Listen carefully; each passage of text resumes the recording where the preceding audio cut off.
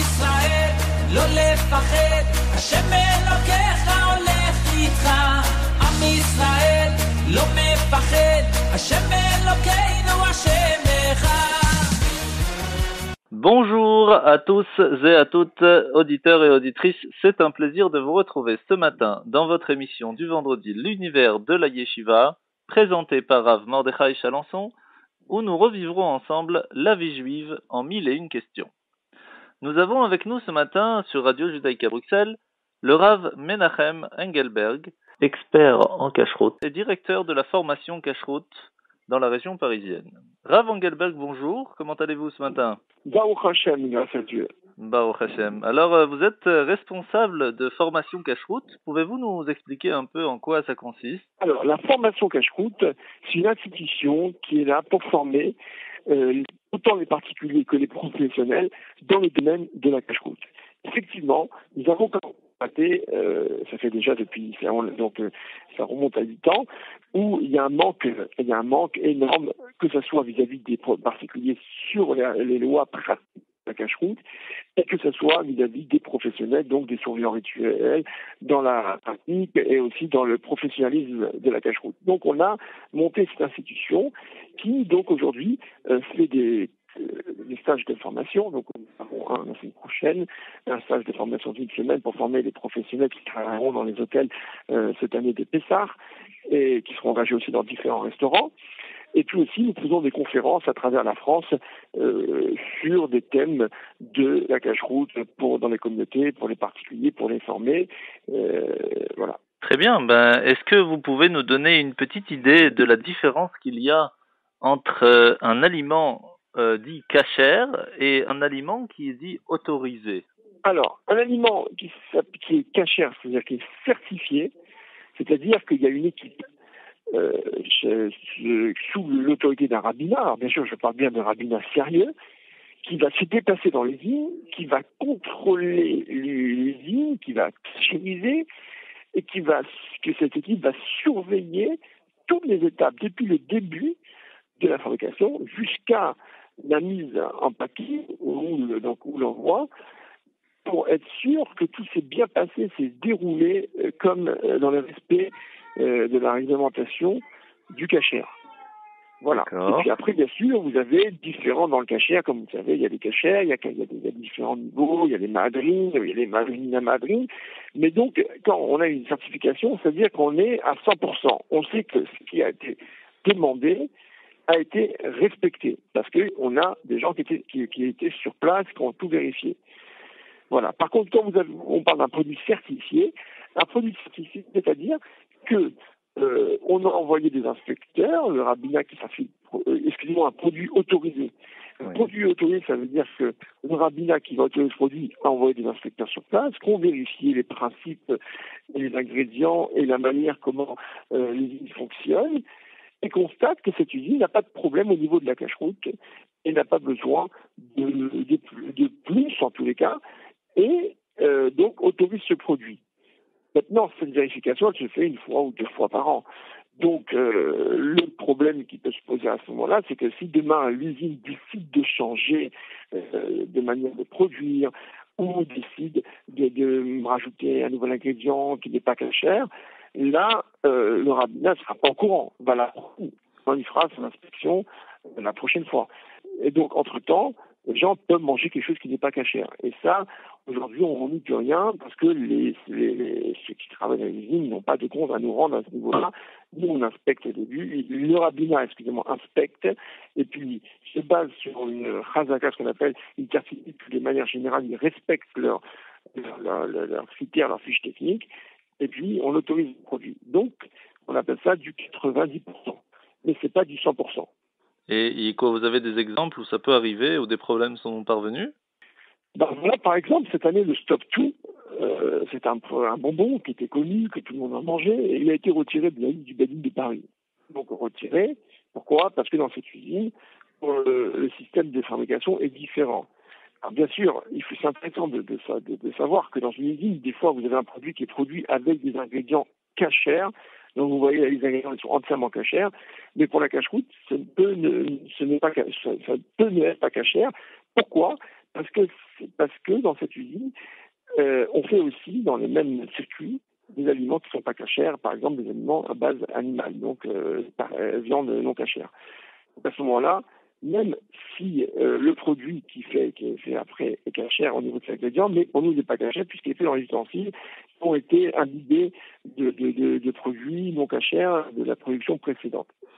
Et donc, c'est ce qui s'est passé avec ce bonbon, le Stop Tout, que maintenant l'usine a changé de rajouter des produits ou a changé de fabrication. Et donc, dans cette usine, il y a aussi des produits à base animale. Donc, il a été en tête de la liste. Maintenant, ce problème a été détecté, mais pas sur le champ. Il a été détecté 1 mois, 2 mois, 3 mois plus tard. Et il fait que l'information, elle s'est répandue à toute la communauté. Ça a pris encore du temps. Donc, ça veut dire qu'il y a un certain temps où des gens ils pouvaient manger un Stop-Tout qui n'était pas cachère.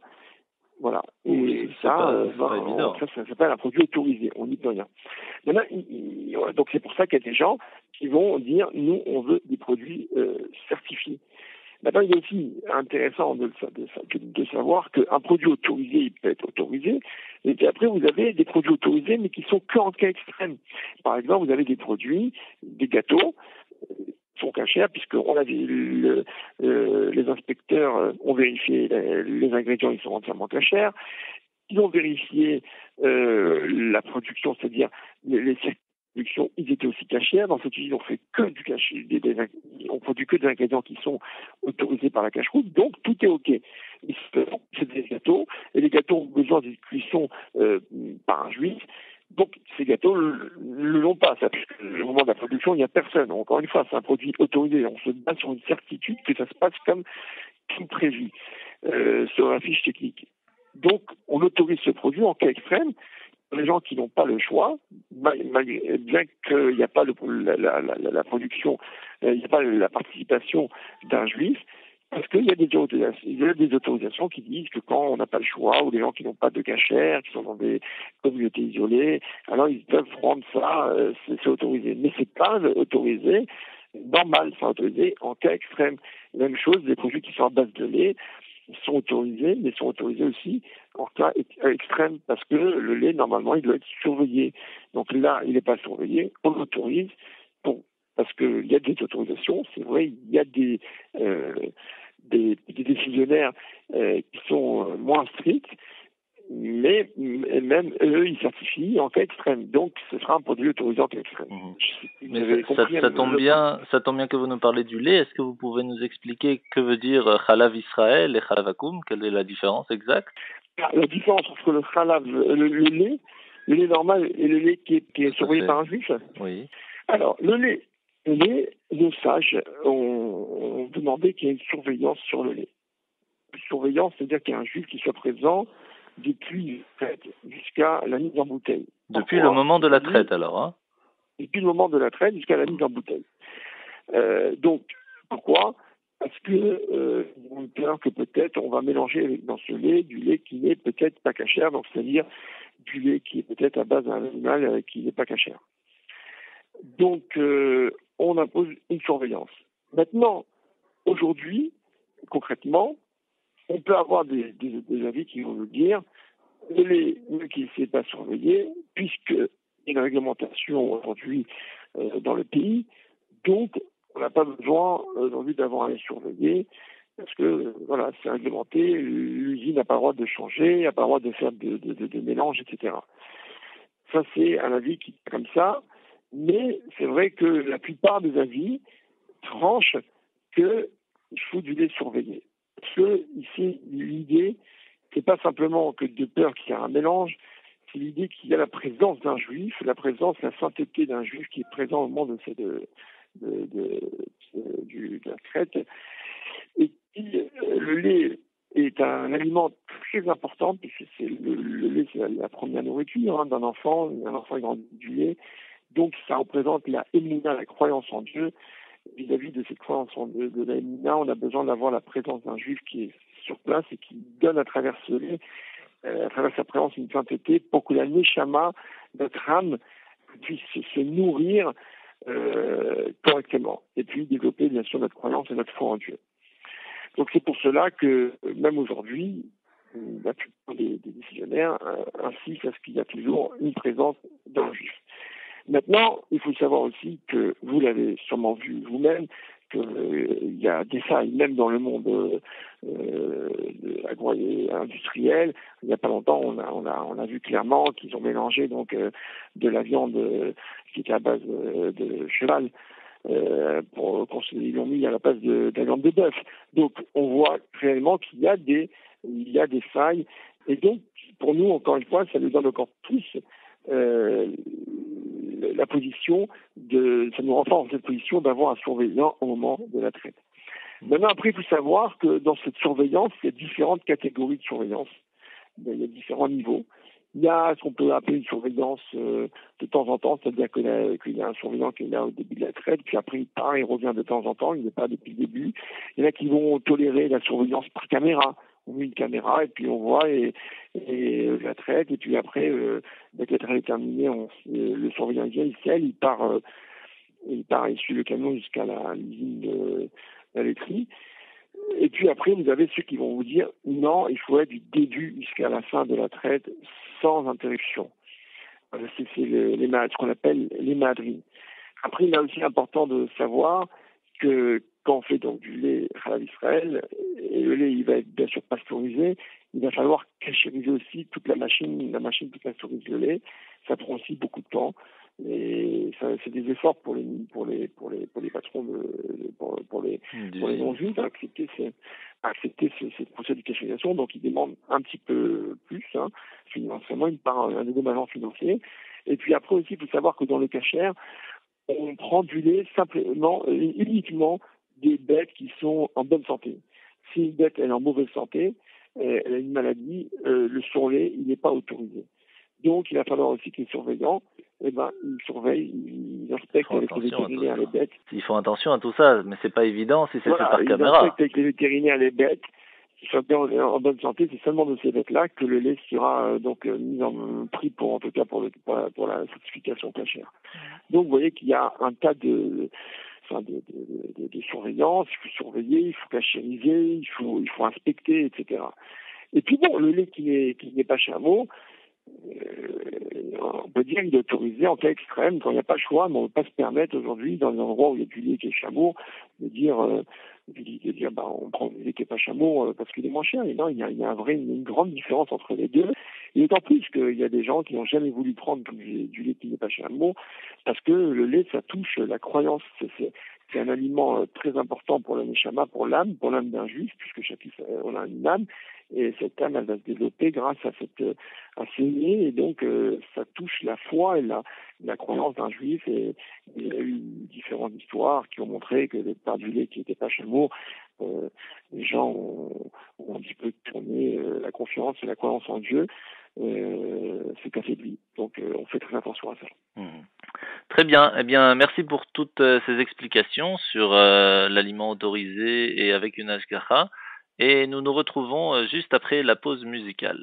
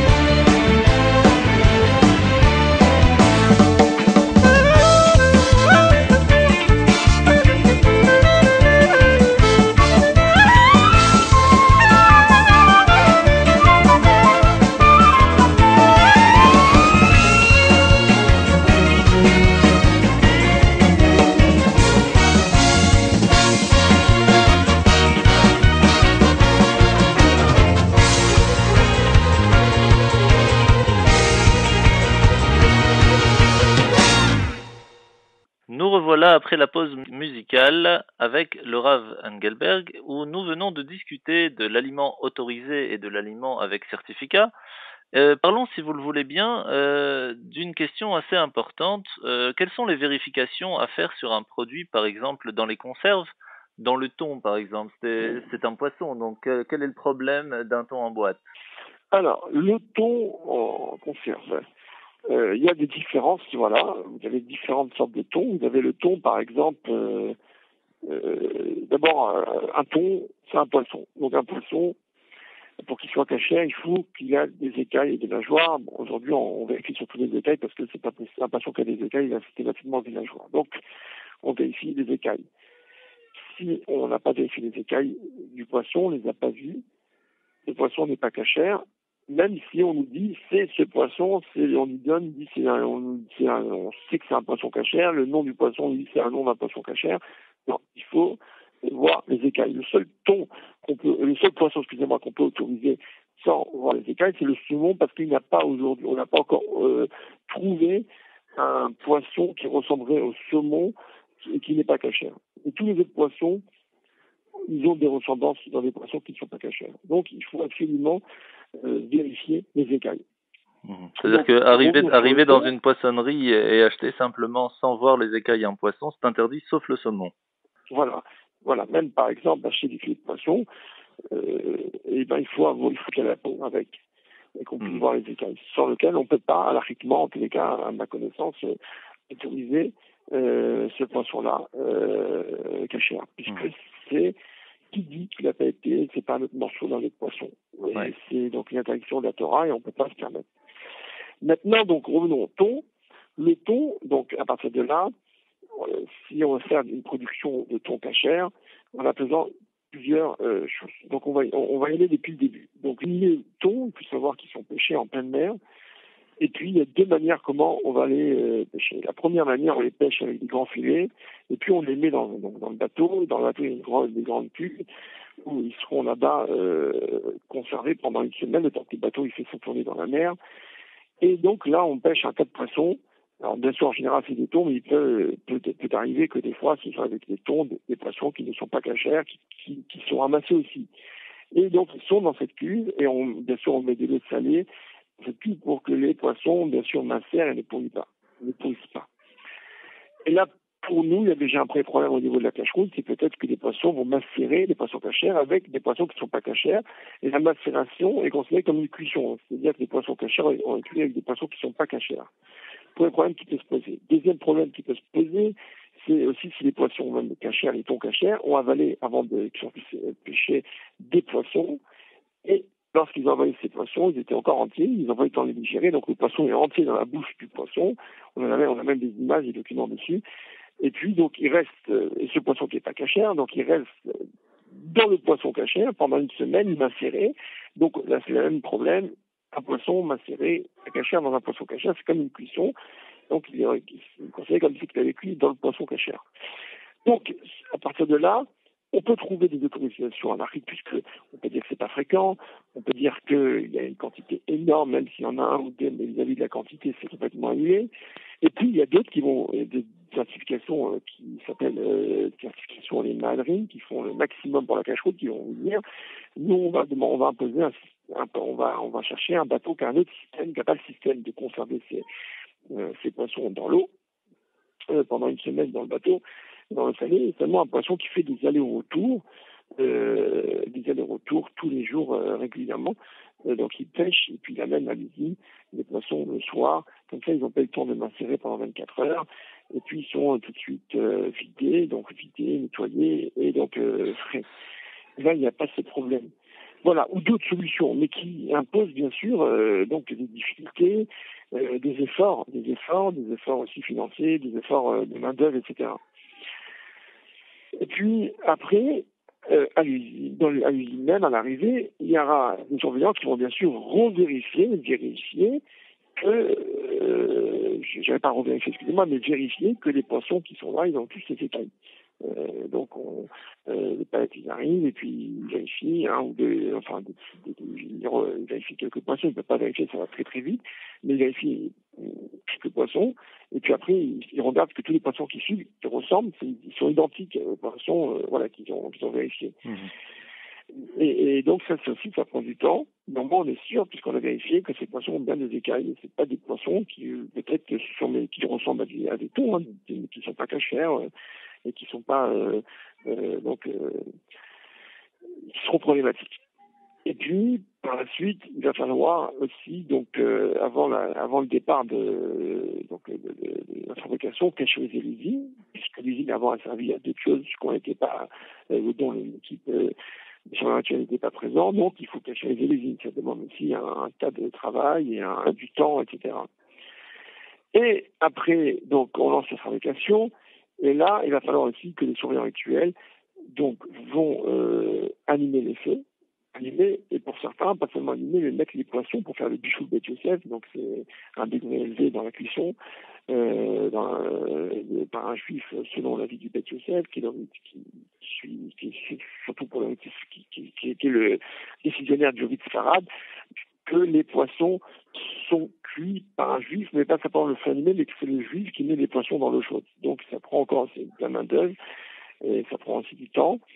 Et puis les surveillants rituels, ils vont rester là-bas jusqu'à la fin de la fabrication, mise en conserve, avec la certification pour être sûr que c'est bien ces poissons qu'ils ont vérifiés, qu'ils ont contrôlés, et qui sont maintenant dans ces boîtes de conserve fermées et scellées, et puis ils partent après pour différents pays dans le monde entier. Ça fait beaucoup de travail tout ça. Hein, voilà, c'est beaucoup de travail. Voilà, c'est des certifications qui sont sérieuses, qui font un travail. Bon, alors voilà, vous avez des deux gars là qui vont pas faire le travail depuis le début. On va dire que dans les bateaux, il n'y a pas besoin de surveiller parce qu'on peut s'appuyer sur l'autorisation à la RIC. Et là, qui vont dire non, il faut même depuis le bateau, il faut que ce soit le système doit être parfait pour la cache-route. Il y en a qui vont être encore plus sévères.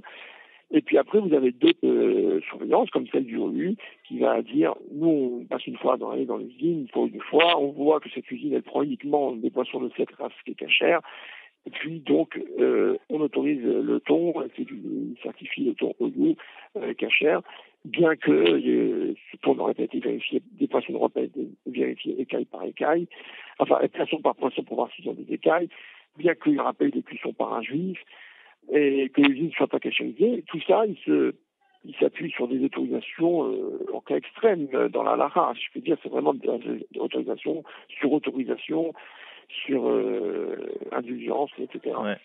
Donc voilà, c'est complètement une autre gamme au niveau de la cache-route. Très bien. Je voulais vous remercier déjà pour toutes ces informations. Je crois que vous avez un site internet qui explique un peu tout ça. Pouvez-nous le dire à l'attention des auditeurs? Alors, vous avez sur le site codelacachroute.com, hein, c'est comme le code de la route, mais là, c'est code de la cache-route, et donc c'est le même système. Là-bas, vous avez des formations à distance déjà, donc une partie à distance, comme le même système, code de la route, c'est des cours en vidéo, puis après, ou des documents à lire, et puis après, vous avez des questions pour s'auto-évaluer sur ces cours-là. Et c'est pour ça qu'on appelle le code de la cache-route, puis ça reprend exactement le même style que les codes de la route. Et puis donc, vous avez des formations pour les professionnels comme pour les particuliers. Chacun peut choisir son programme de formation. Et après, vous avez là-bas on a une liste identifier un produit. On peut identifier un produit, vous pouvez identifier les produits cachers. Par exemple, sur une catégorie légumes surgelés, vous avez la liste des légumes surgelés qui sort. Mais là, très simple, avec le nom des magasins où ils se trouvent en vente, le nom du produit, si c'est cachère en cas extrême, si c'est cachère sous condition, parce que des fois, il y a des produits qui sont cachères, mais il faut faire respecter des conditions, des codes d'emballage, etc. Et puis, vous avez la photo de chaque produit, et une fiche technique de la cache-route sur chaque produit pour qualifier s'il est autorisé ou autorisé en cas extrême, ou autorisé sous condition, ou non cachère, ou des fois non autorisé, c'est-à-dire qu'un produit qu'on n'a pas une certitude de ce qui se passe dans l'usine, on ne peut pas dire qu'il n'est pas cachère, puisqu'on n'a pas de certitude. Mais on ne peut pas dire aussi qu'il est cachère, parce qu'on n'a aussi pas de certitude qu'il est cachère, donc on appelle ça non autorisé. Et puis après, vous avez là-bas pour faire un newsletter pour recevoir chaque semaine la lettre des consommateurs. Vous pouvez aussi vous inscrire à l'alerte pour recevoir des alertes. Voilà, quand il y a des produits qui sont autorisés à la consommation, ou des fois des produits qui sont interdits à la consommation. Dernièrement, il y a le Coca-Cola Life qui vient de sortir. Donc on a fait toute une enquête avec les différents rabbinim pour voir s'il était cachère ou pas cachère, et puis la conclusion c'est qu'il est cachère puisque tous ces ingrédients ont été confirmés par Coca-Cola qui sont à base de végétal. Voilà, donc après voilà, c'est une confirmation de Coca-Cola par écrit. C'est un produit autorisé. Après, on ne peut pas dire que c'est un produit certifié parce qu'on n'est pas à l'usine et voilà, qui nous dit que demain ils changent. S'ils changent, ils peuvent changer leurs ingrédients. Bien sûr qu'on va dire que Coca-Cola va pas changer ses ingrédients du jour au lendemain, c'est une marque, mais rien nous garantit à 100%. On peut pas, voilà, on peut pas le savoir. C'est un produit autorisé. C'est produit autorisé. Très bien. Je crois que vous avez avec vous un expert dans tous les codes. Ah oui, donc c'est Monsieur Menachem Weinstein qui travaille avec moi et qui est sur les produits, sur les différentes listes, expert dans les différentes listes des produits autorisés, puis régulièrement sur les différents additifs, colorants, conservateurs, etc. Donc je vous le passe immédiatement pour que vous puissiez l'interroger. Merci beaucoup Rav Engelberg pour toutes ces explications. Merci pour votre disponibilité. Je vous souhaite de tout cœur une bonne continuation, un bon Shabbat avec la santé pour toute la famille. Et à bientôt Bezrat Hashem, mais restez avec nous puisque nous allons avoir la chance de parler avec le Rav Menachem Ronstein qui nous parlera en tant qu'expert de tous ces codes colorants et additifs. Merci et à tout de suite. אבל הלילה הזה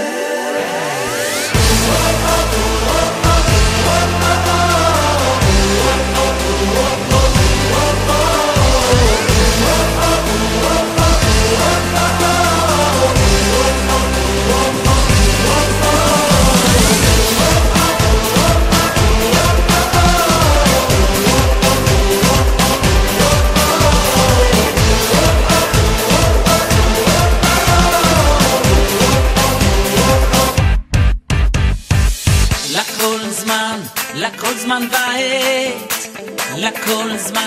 לכל זמן ועת, את לאור, את לשנוא, את מלחמה, ויהת שלום.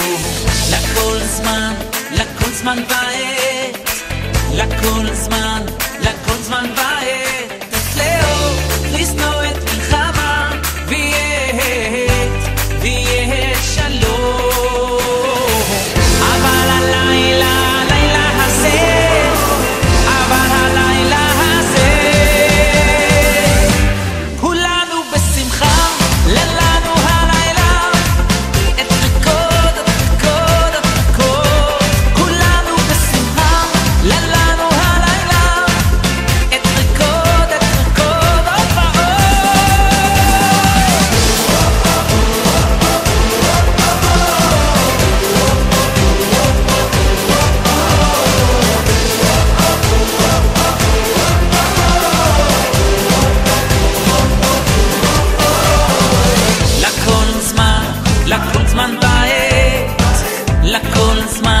לכל זמן בעת, את לאור, את לשנוא, את מלחמה, ויהת שלום. לכל זמן בעת, לכל זמן בעת, את לאור, את לשנוא, את מלחמה, ויהת שלום. אבל הלילה הזה, אבל הלילה הזה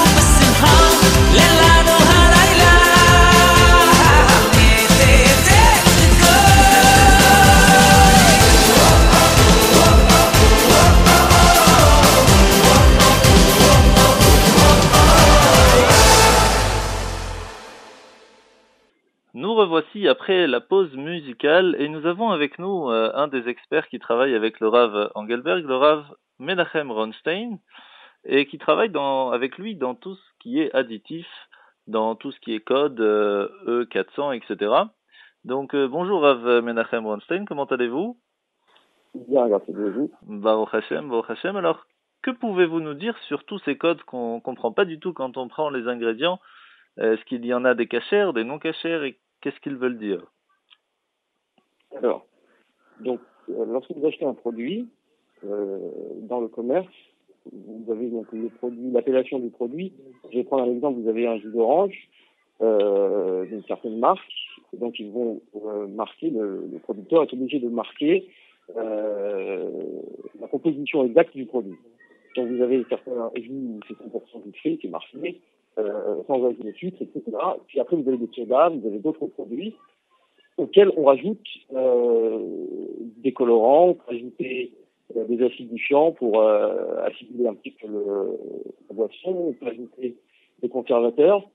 Il y a plusieurs choses qu'on peut rentrer, ce qu'on appelle des additifs alimentaires. Et là, effectivement, il peut y avoir certains colorants qui sont interdits, certains permis. Et pareil pour les conservateurs. Donc, en réalité, tous les additifs qui sont ajoutés au produit sont inscrits dans la composition, que ce soit par leur nom ou que ce soit par un code. Les codes, effectivement, qui commencent par la lettre E, et après, ça dépend de catégories. Donc, la partie à l'essence, c'est les colorants, les 200 et 300, c'est les...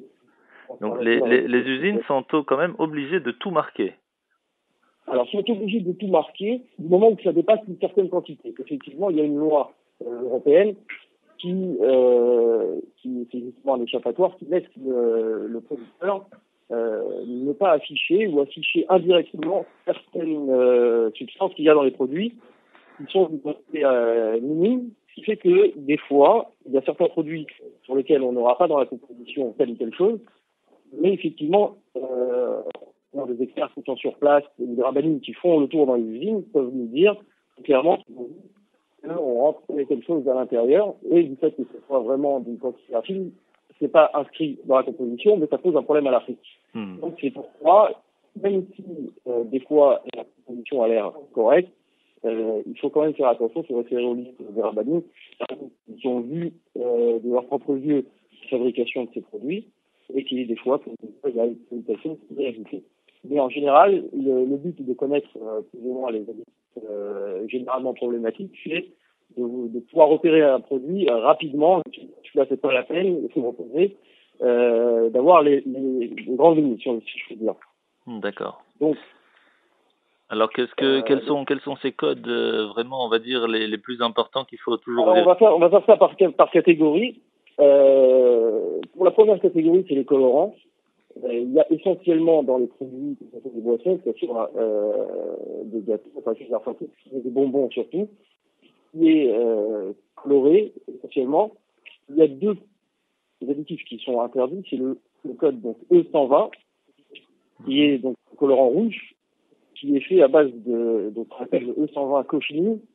C'est un rouge carmin, qui est fait à base d'insectes, tout simplement, des insectes broyés, qui donnent cette couleur rouge vif et qui est utilisé, en l'occurrence, dans la fabrication de bonbons, beaucoup de bonbons rouges de certaines marques, qui peut être utilisé aussi dans des boissons pour donner un colorant, comme vous avez par exemple des jus d'orange, on vous dit orange sardine, alors on fait un produit rouge, mais il y a du colorant, et des fois ça peut être 120.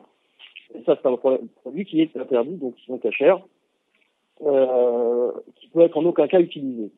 Ce qui est bon de savoir, c'est qu'il y a aussi un colorant rouge qui est de cette même famille, donc qui est appelé cochiline, mais par contre, le code est E124, et là, il est synthétique, c'est-à-dire qu'en réalité, il n'est pas à base d'insectes, il a été fabriqué chimiquement, et ça, on le retrouve essentiellement dans les médicaments. Vous avez des médicaments ou des sirops avec beaucoup de rouge, et là, c'est E124, et là, il n'y a pas de problème.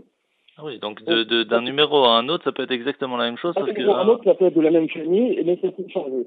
Donc, c'est pourquoi c'est bien de savoir le code, c'est une chose, d'avoir le nom, c'est une chose, mais de savoir faire le lien entre les deux, parce que des fois, il faut savoir qu'il n'y a pas tout le temps marqué le code, des fois, la composition est tout simplement avec le nom, des fois, il n'y a pas le nom, mais il y a le code. Donc, il faut savoir qu'est-ce qui va avec quoi. Donc ça, c'est pour le premier. Et le deuxième, c'est le code E163. C'est les anthocyanes, c'est le nom. Et donc là, c'est problématique, c'est pas interdit, mais c'est problématique parce que ça peut être fait à base de deux choses. Ça peut être fait à base ou de cassis ou de raisin. Là, on parle d'un colorant qui est plus foncé, plus violet, faut dire. Et ça peut être fait à base de pellicules, donc qui viennent de raisin, ou bien de cassis. Donc si c'est du cassis, il n'y a pas de problème. Si c'est du raisin, du fait que ces pellicules sont récupérées après, que les raisins ont été déjà écrasés, donc il y a un problème de yaïne qui vient du vin, Ouais. donc il y a un problème de yaïne éclair, lames, etc.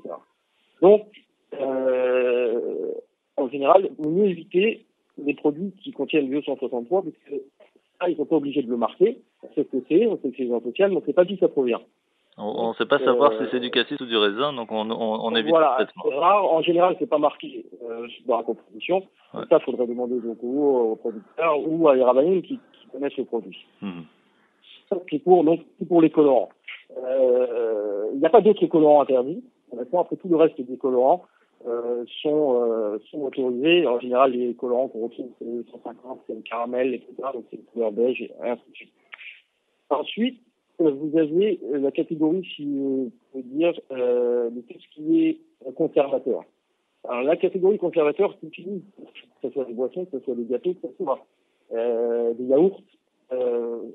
Dans tout produit commercialisé, vous retrouverez des conservateurs. Parce que c'est des produits qui vont rester longtemps sur les étalages, qui vont rester en grande surface, donc il faut absolument pouvoir les conserver le plus longtemps possible. Donc vous avez plusieurs sortes de conservateurs. Vous avez pour les yaourts, vous avez des épaississants qui vont rendre le produit beaucoup plus solide. Vous avez des émulsifiants, vous avez des conservateurs qui sont aussi des acidifiants, qui vont en quelque sorte qui vont acidifier le produit pour qu'il ait justement cette possibilité de rester plus longtemps. Et donc il y a des produits, il y a des additifs qui sont autorisés, et il y en a plusieurs qui sont problématiques. Je vais prendre un exemple, puisqu'on est dans les boissons.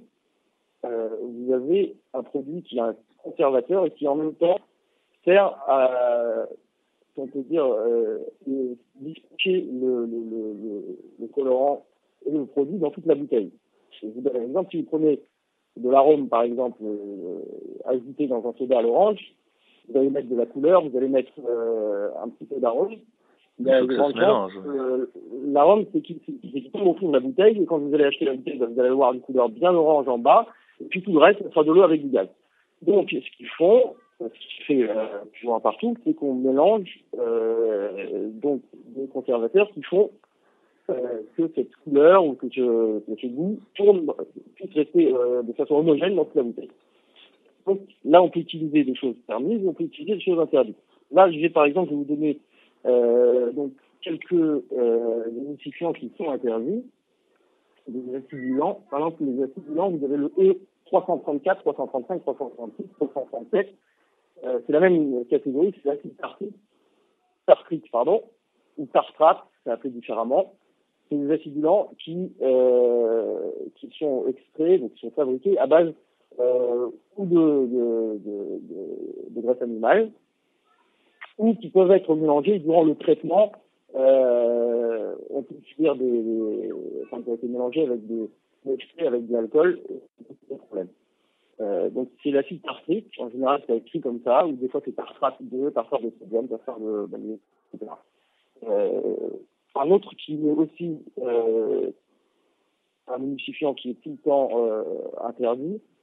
Donc dans les numéros, ça va être depuis le E470 jusqu'au E477. E470, 471, 12, et après vous avez même des lettres, des fois vous avez 472A, B, C, D, etc. Tout cela font partie de la famille qu'on appelle en général donc la glycérine. Et après, ça peut être appelé différemment, glycérine, glycérol, monodéglycéride d'acide gras. Vous verrez ça dans pratiquement tous les produits comme les fromages, comme les yaourts, malgré qu'il y ait le problème de khalav nurri, mais c'est quand même pour les personnes qui le prennent, vous avez beaucoup de yaourts où il y a ça. Et donc ça, c'est tout simplement le risque, c'est que cette glycérine soit faite à base de graisse animale. Alors effectivement, il y a des glycérines cachères, il y a des glycérines à base végétale, mais ça, c'est pas marqué encore une fois dans la composition, donc un consommateur ne peut pas le savoir en achetant. C'est pas évident. Tous ces produits sont interdits. C'est un réel problème de graisse animale, comme je dirais la gélatine, c'est plus ou moins la même chose. Et ça concerne énormément de produits. Vous pouvez retrouver ça également, par exemple, dans les dentifrices. Vous avez certains dentifrices qui sont interdits du fait que, en général, c'est les dentifrices sous forme de gel qui ont de la glycérine ou de la glycérol pour justement rendre donner cet aspect épais un peu plus gel. Et donc là, ça pose un problème. D'après certains, effectivement, on peut dire que c'est quelque chose qu'on n'avale pas pour le dentifrice, mais pour tout ce qui est comestible, ça c'est un problème. Et ensuite, vous avez donc la gélatine, bien évidemment. La gélatine, le numéro de la gélatine, en général, c'est le E441. Donc là, c'est la gélatine. Et là-dessus, on ne va pas rentrer dans le détail, mais c'est d'après la majorité des rabbins qui sont interdits. Et ensuite, vous avez ce qu'on appelle des additifs divers. Alors après, c'est des choses, c'est des additifs qu'on retrouve rarement dans les numéros, par exemple le E915, le 915. Ça, c'est des additifs qui sont pas dans tous les produits, qui sont ajoutés rarement. Donc là, effectivement, si vous les voyez, il faut faire attention. Mais pour terminer avec ça, la majorité des additifs sont autorisés. Il faut savoir qu'il y a plus de 400 sortes d'additifs différents. Et qu'on peut retrouver sur le site que le Rav Engelberg a dit, donc le code de la cache-route. Alors là, on n'a pas la liste des additifs détaillés, mais on a oui, vous pouvez télécharger, il y a un PDF avec la liste de tous les additifs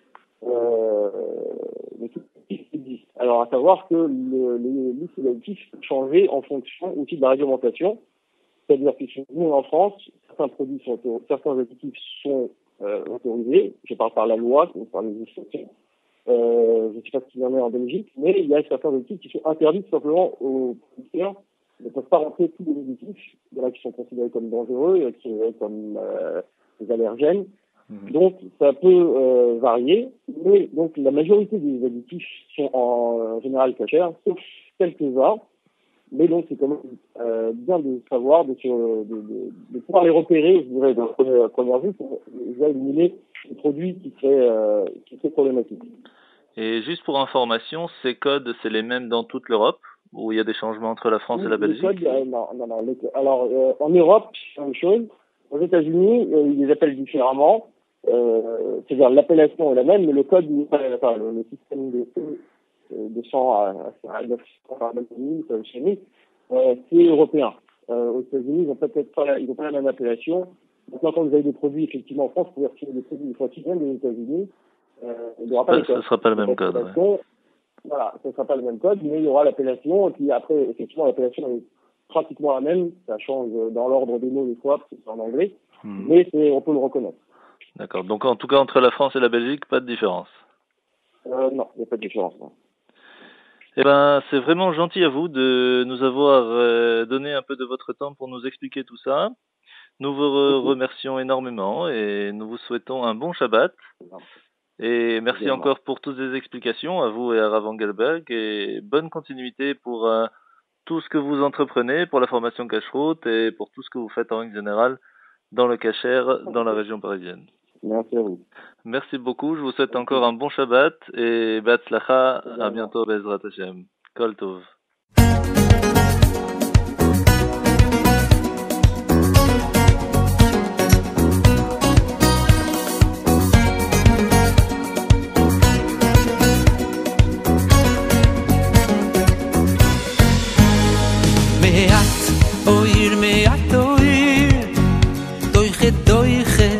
הרבה חושך מעט אויר מעט אויר דויכה הרבה חושך מעט אויר מעט אויר דויכה הרבה חושך מעט אויר מעט אויר דויכה הרבה חושך A little bit of light, just a little bit of light Doiche, harbe choshech A little bit of light just a little bit of light. Doiche, doiche, arbe, choishe.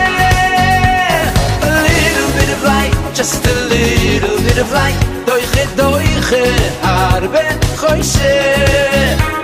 A little bit of light, just a little bit of light. Doiche, doiche, arbe, choishe.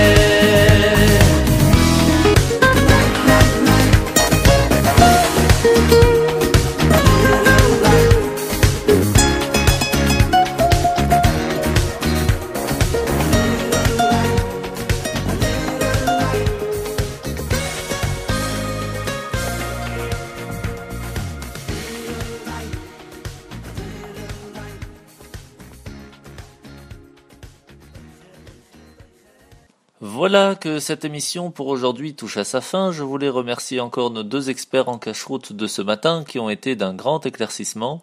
Merci à vous d'avoir répondu présent et d'avoir bien voulu participer à cette émission.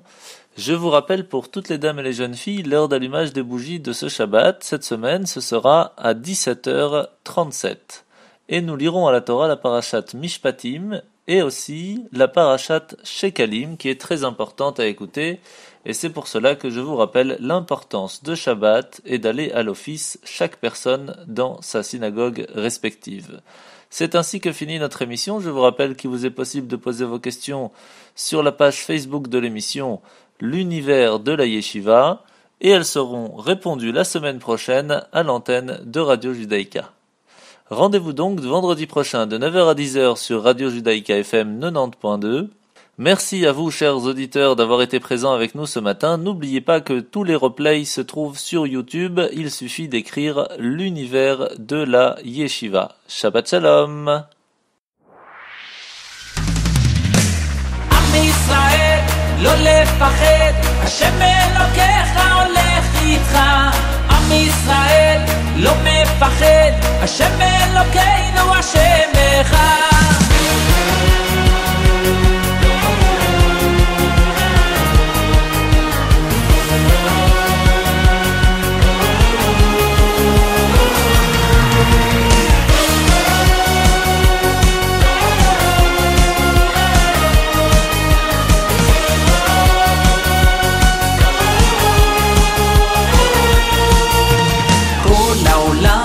גשר צר, והעיקר לא לפחד כלל, ומלמעלה הוא שומר, צר ואויב לא יתקרב, אח לאח ויד ביד, ישראל זה עם אחד, ומלמעלה הוא עוזר, שומר שומר ישראל. עם ישראל לא לפחד, השם אלוקיך הולך איתך.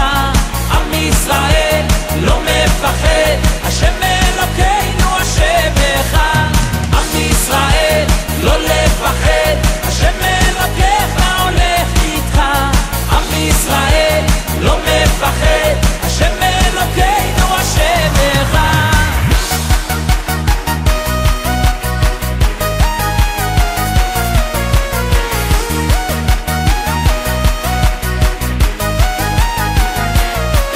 כל העולם הוא גשר צר, והעיקר לא לפחד כלל, ומלמעלה הוא שומר, צר ואויב לא יתקרב, אח לאח ויד ביד, ישראל זה עם אחד, ומלמעלה הוא עוזר, שומר שומר ישראל.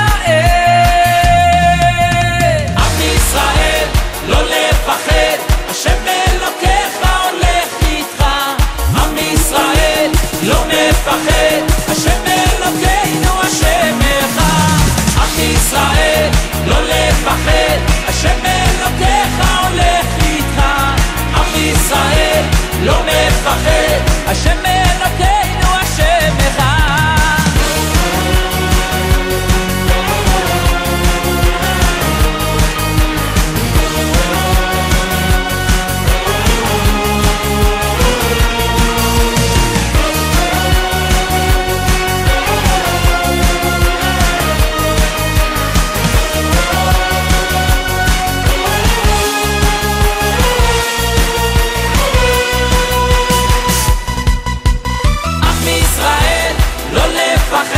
השם אלוקיך הולך איתך.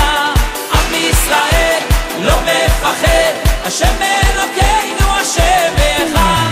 עם ישראל לא לפחד, השם אלוקיך הולך איתך. עם ישראל לא לפחד, השם אלוקינו השם אחד. עם ישראל לא לפחד, השם אלוקיך הולך איתך. עם ישראל לא מפחד, השם אלוקינו השם אחד. עם ישראל לא לפחד, השם